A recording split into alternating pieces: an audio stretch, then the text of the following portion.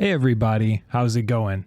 So I'm Roommate and I'm gonna do a spoiler-free discussion of Scream 5 because it's January 14th, 2022 and I just got back from seeing it, and so I'm gonna try to tell you a little bit about what I think. So first off, I'll say, like, hey, if you like other Scream movies, if you've ever seen a Scream movie before and you liked it, you'll probably like this one. I would be shocked if you didn't, unless you're like really, really picky or something. If you're like, oh my God, it absolutely needs to have Jenny McCarthy in it. If it doesn't have Jenny McCarthy in it, I'm not seeing that movie. Well, I'm sorry. There's no Jenny McCarthy in Scream 5. So you got to go to Scream 3 for that one. But yeah, honestly, I'd say I like the Scream movies pretty well. Like, I'm doing my 50 Shades of Horror thing, and one of the things that we can't talk about is meta horror movies. I decided that I was like, for that list, it would be kind of weird to have some movies in there that people who have never seen scary movies before are kind of just like in over their heads. They're like, what's all this stuff going on? And are all scary movies like this? And so, yeah, it's one of those for sure. It's definitely the Scream series is like the biggest meta horror franchise. So yeah, we don't have any of those in the 50 Shades of Horror, so you won't see Scream coming up. But yeah, I like the series pretty well. I would say they're all recommends. I'd say even the weakest one, in my opinion, is a pretty decent movie. But here's just a quick rundown of how I would rank them, probably. So I would say Scream 1 is the best, and then I would say this new one, Scream 5, is the second best. Then Scream 4, then Scream 2, then Scream 3. But that's not to say that Scream 3 is that bad. I think Scream 3 is pretty fun, especially like towards the end where you have like there's this mansion that they're running around in. It's a good time. But anyway, yeah, about Scream 5, what makes it good? I'd say it's like one of the most like professional looking movies. Like they make fun of the idea that like in the previous movies that they had like poor lighting, which I don't know. I'll have to go back and look at them, but it never really bothered me. But in this one, it seems to have like a very professional kind of look. If you looked at stills from this movie, you would like think, wow, this looks really pretty. And that's like one of the better things about it. I'd say, yeah, as far as like the look of it, like very well lit, very well shot. A lot of the scenes that are supposed to be tense are really tense. They like really mess with you, and like it being a meta horror movie, it really feels like they're aware of the cliches of like, oh, hey, someone just opened a door. Is there something behind that door? Maybe there is, maybe there isn't. And it seemed to mess with that a lot, which I thought was fun. And it's like, so all of the Scream movies have their own deal, right? Like Scream is meant to be like, it's a self-aware horror movie. And then Scream 2 is like a self-aware horror sequel. Scream 3 is like a self-aware like horror trilogy, which, admittedly, I don't know if that's too much of a thing.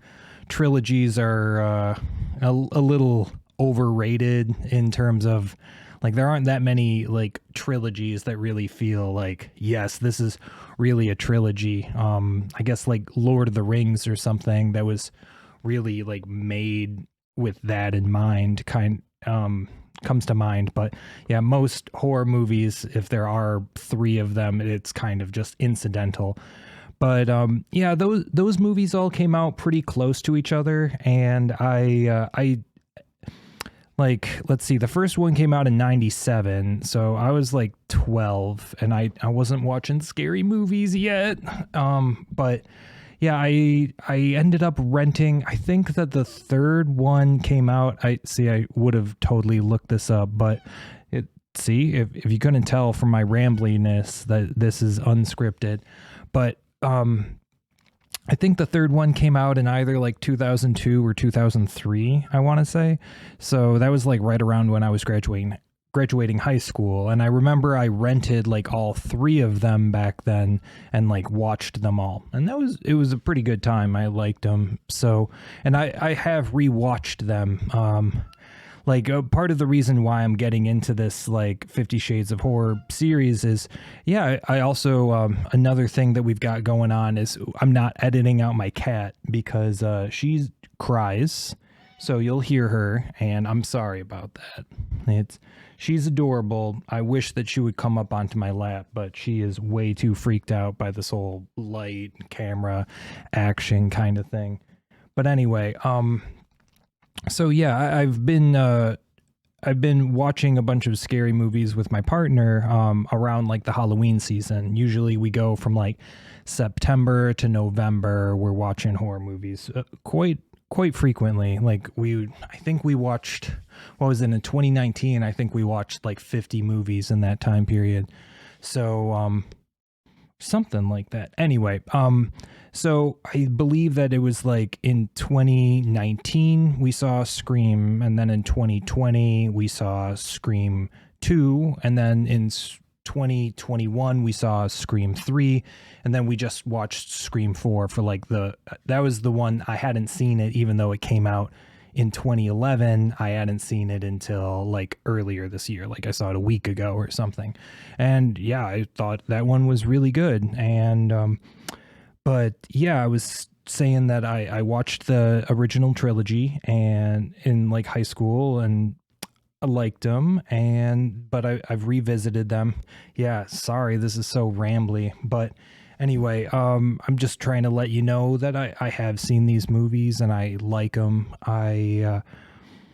So as far as this one goes, like what I'd say that Scream 5 does that a lot of the other ones don't is it goes for like more pathos. It's like a little bit more serious of a movie than a lot of the other ones. So I'd say be prepared for that. It's not as like tongue in cheek, but it's not without it either. I'd say in some ways it's a little inconsistent in terms of its tone. Like there are some scenes that are like really funny and a lot of like a really good time. I was laughing a lot at certain points, but then other things are played like really straight and it's going for like a really like dramatic, I don't know, maybe a little soap opera-y kind of feel to it. So I'd say like be prepared for that. But hey, if that's like what you're looking for, I'd say this movie has it. But I guess what I'm saying is it's kind of inconsistent. It's not like if you wanted to go and see like a very dramatic, heartfelt, scary movie, I don't know that this would really be that. I'd say it's kind of in between. So in between something that's a little more lighthearted and goofy and silly, and then something that's more, what do you call it? Like dramatic and impactful. But yeah, so I would say in terms of how I'd rate the movie, I would say like if you're looking for something that's kind of like a fun, good time, I'd say it's still a decent recommend, right? But maybe like not nearly as much as the other ones. I'd say like this is the least like silly of them. And then if you're looking for some just like a general horror movie, like you don't really care too much, or like, hey, I just want to see a horror movie, I'd say it's pretty good. I'd say it's a solid recommend in that regard. And if you're looking for something that's like a meta movie, like even outside of being a horror movie, just being like meta about Shoot, that's right. I was talking about Scream 1, Scream 2, and Scream 3, what their deal was. Scream 4, right? I was going to say that was like a horror reboot, right? Like a revival, like commenting on that. And then Scream 5, like another 10 years later, it's a lot like that, but I'd say it really nails the concept of like talking about what like they call it like a requel, like it's halfway between a sequel and a remake, and they name drop a bunch of movies that are like that. So they mention Star Wars, they mention Jurassic Park, things like that, Ghostbusters. So yeah, it's which it's kind of weird. Maybe, you know what? I bet that they didn't know that Ghostbusters was going to get delayed so much, because that only came out a few months ago, but I think it was in the pipeline for a while. So anyway, but yeah, that if you're looking for some like a meta horror movie, then I would say like this is a highly recommended. Like definitely see this if you're looking for a movie that's going to talk about horror movies and how they're done. You know, not from too much of a technical level, but more like from what sort of notes the studios would give, like what audiences are looking for. There's lots of like references to that. They talk about like Reddit a lot. There's even like a cameo from James and Chelsea from Dead Meat, which I thought was really cool. I really liked that. It was super short, which kind of bummed me out. Maybe I was a little bit spoiled by Free Guy that like really went all in on like having YouTubers and Twitch streamers and that sort of thing in the movie.